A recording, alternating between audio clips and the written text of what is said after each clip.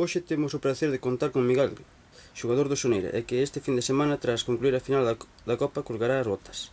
Que tal estás? Ben. Falemos desta final da que moi posiblemente queden solo 90 minutos. Como te sentiches nos preámbulos da final en Castriz? Pois bueno, sempre, cando é unha final, sempre tes ese nerviosismo, esa incertidumbre de que a ver o que vai a pasar, pero bueno, unha vez que sales ao campo, que empezas a quentar, xa, os nervios vanse, é o máis importante pensar no que tes que facer no campo. Pensabades en sacar un resultado tan bo para a volta? Pois, sinceramente, non. Creíamos que ao mellor o partido iba a ser máis igualado, que iba a haber poucos goles, pero creo que conseguimos sair moi fortes. Eles penso que acusaron ese inicio de partido tan malo que tuveron, en que despois a segunda parte xa foi máis nivelada, non? Eu creo que, bueno, o resultado penso que é xusto porque fixemos méritos para el, pero que bueno, que non, en principio non contábamos con tanto marcador a favor. O Soneira está 2 categorías por encima do Castriz, e co 0-3 de ida xa vos vedes levantando a Copa en Vimianzo.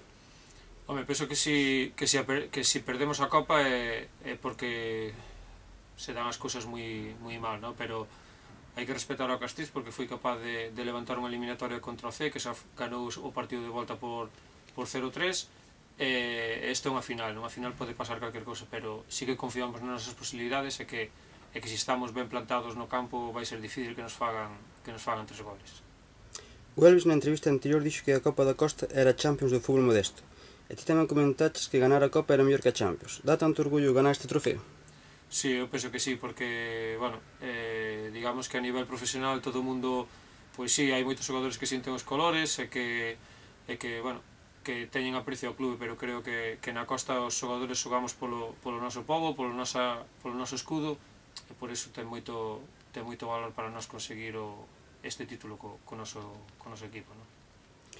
A túa retirada está ben meditada ou esta fantástica tempada en Liga de Cais Seguro proclamarse campeón da Costa é o ano ideal para deixalo no máis alto?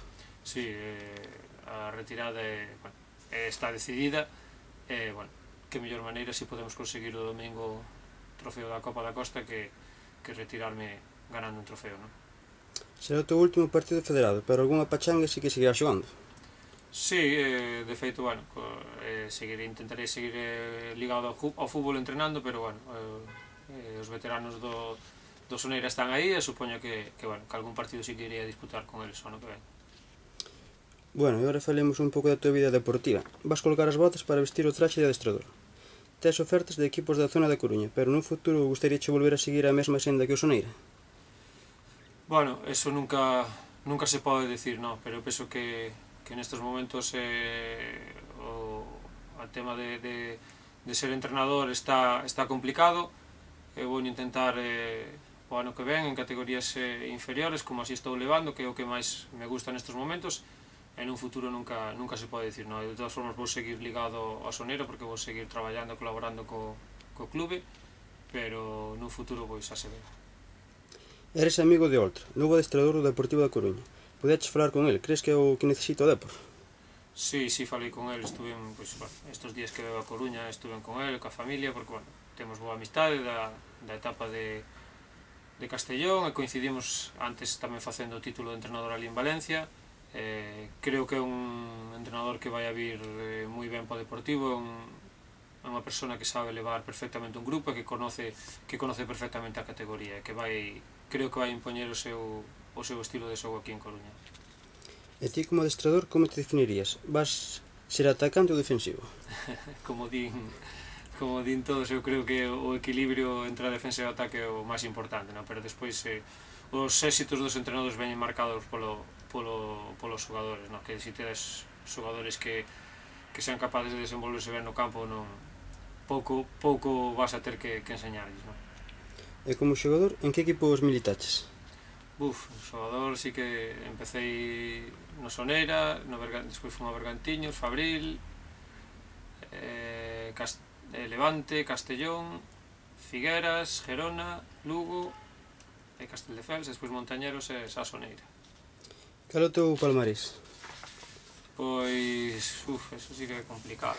A verte, co Bergantiños quedei campeón de terceira división, conseguir o ascenso tamén á Liga Gallega cos juveniles, quedáramos campeóns, despois co Fabril tamén ascendemos a segunda B, co Levante campeón de segunda B, ascenso a segunda, co Castellón campeón tamén de segunda B, récord que fixemos unha temporada de 30 partidos sin perder, e co Levante o Castellón tamén conseguín 2 copas Generalitat de Valencia, contra o Valencia máis contra o Villarreal, e despois o ascenso ano pasado co Soneira, ascenso co Montañeros tamén desde a segunda B, e este ano espero que a Copa co Soneira. Pasaches por moitos adestradores, cal foi o que máis che marcou na túa carreira?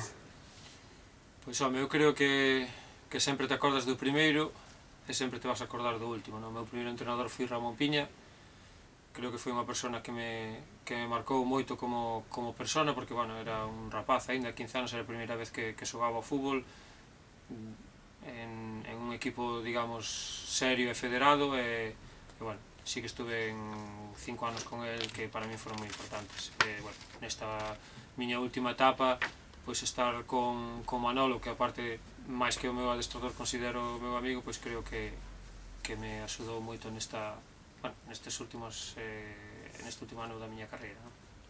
Non eres delantero, pero sabes cantos goles levas marcados desde que estás federado? Non, a verdade non teño ni idea. Ninguno. Cal foi o mellor momento da túa carreira? Pois eu creo que o ano pasado, cando ascendemos co Soneira a preferente, conseguir o gol no último minuto en Arteixo, creo que foi o máis bonito da miña carreira. E o peor? Pois o peor, quizás cando estuve en Gerona, que estuve un mes apartado do equipo polo entrenador, e paseino bastante mal. E volvendo aos goles, algún gol recordarás con máis cariño que outro?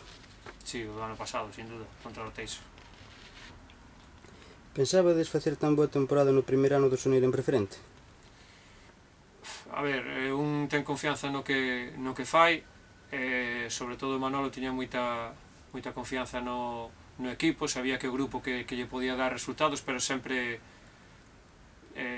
dunha forma silenciosa, traballando moito. Eu creo que o equipo estuvo a un nivel moi alto durante todo o ano, competiu moi ben, e, bueno, decir que pensábamos quedar sextos é un pouco demais, pero que esperábamos salvar a categoría, sí, pero tan ben, non. Desde que empezaches no mundo do fútbol, ti foches subindo de categoría e moitos compañeros teus quedaron atrás. Que consello lle poderías dar aos xogadores xóvenes que algún día pensen en ser unhas estrellas do fútbol? O principal é dedicarse ao deporte, que o deporte é incompatible con según que cousas da vida de hoxe en día. Os xavales, sobre todo na costa, tenden a ir máis de festa aos fines de semana ou a non seguir con regularidade os entrenamentos. O máis importante é o sacrificio que tes. Eu podo decir que desde os 14 anos levo entrenando sin parar 23 anos. Si algunha semana paro é porque estou tocado, estou lesionado, pero non porque me vaya de juerga ou teña algunha festa. Bueno, pois moitas grazas e desexo o mellor para o domingo e para os teus novos proxectos. Vale, gracias a vos, graciñas.